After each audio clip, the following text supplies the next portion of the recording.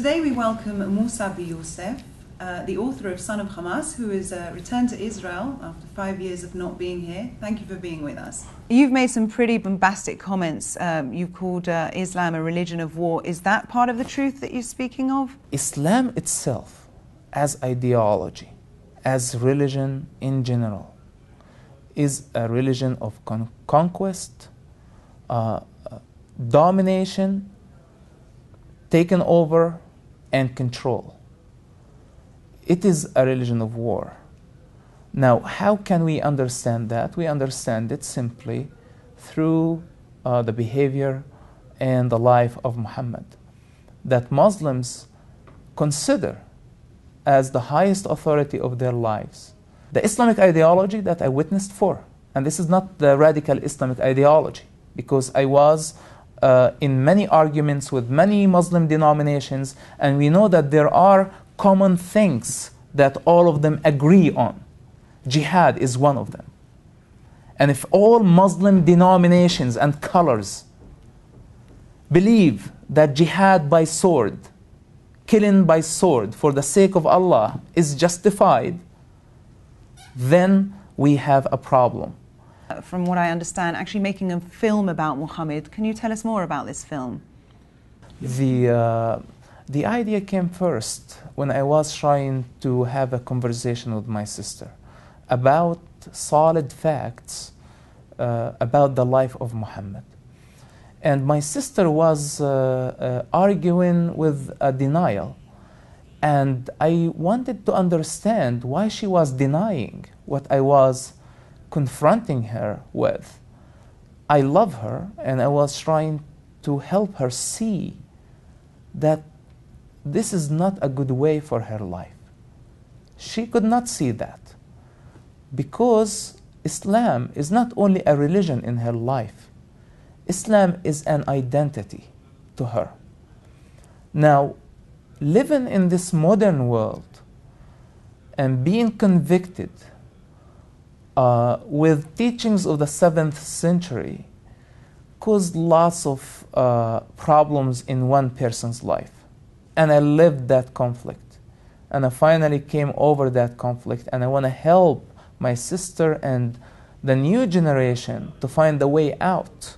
People who get the perfect picture of Muhammad, those are the people who are considered most dangerous terrorists, because they know that they have to follow the steps of their prophet of what exactly he did. This is the best encounter idea ever for all extremism, terrorism that came out of from this region. I am coming from that background, and I graduated from an Islamic Sharia law. I am familiar with the language of the Quran that most Muslims don't. Coming from a household that started somehow the Islamic Sunni revolution in the entire Middle East area. What we're seeing right now in Egypt, the Muslim Brotherhood, this is, my father was from the early leaders of this movement that's happening right now. So Islam has been my project, and I've done lots of sacrifice for that project.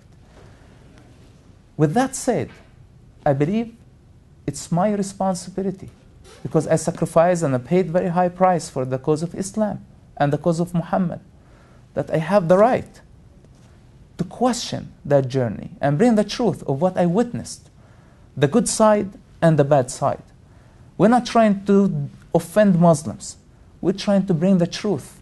If this is the real nature, why do you still identify with it? Please explain to us.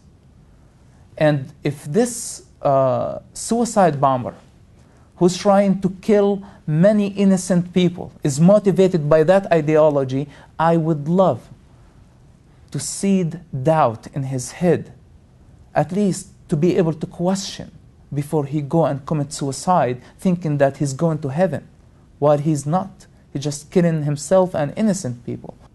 Do you think that you'll have any trouble finding financiers for the Muhammad project? Because it's so controversial, obviously there is an issue with depicting Muhammad on screen. Do you think you're going to have trouble getting investors interested in the film? The only argument that Muslims will have is to put Muhammad as a picture on a camera. And what we're trying to convince Muslims with, that first of all, Muhammad never said, don't put me on a camera, because there was no camera around the days of Muhammad. So if Muhammad himself did not ask not to be put on a camera, and we are going to put him in a way that is described in the most trusted Islamic books, then where is the problem? I believe that the problem is a political problem.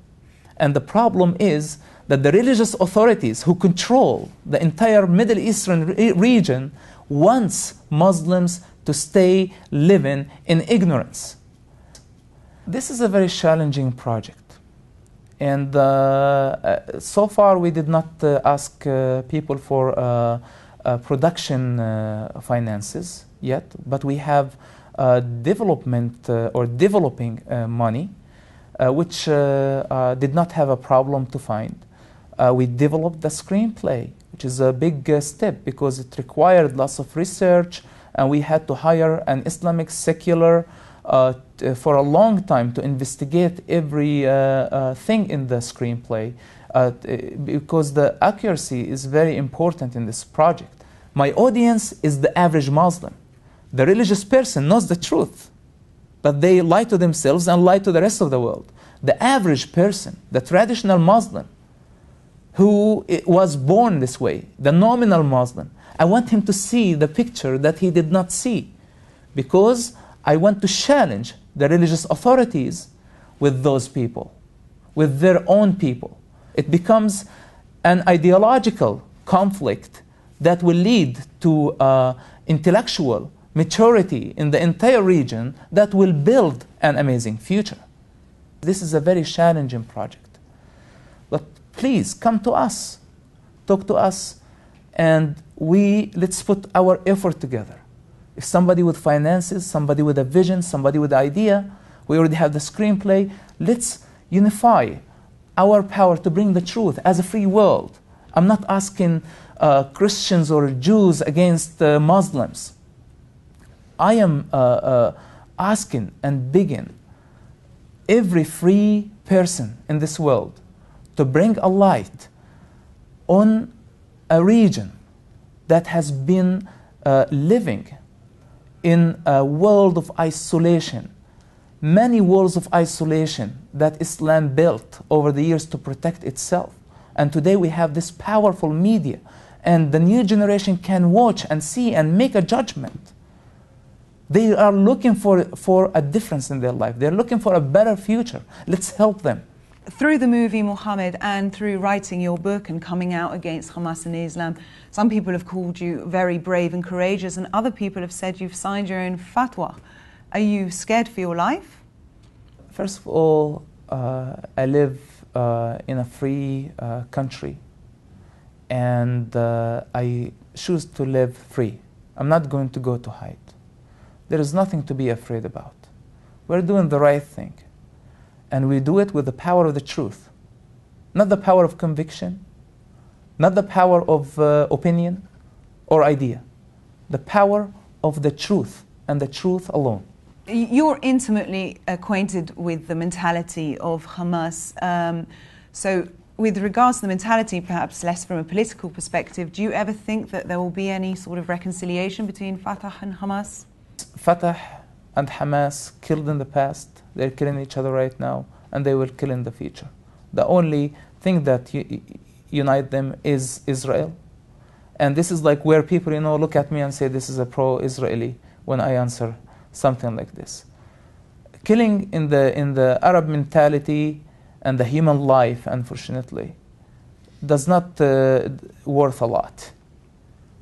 And this is another sad reality.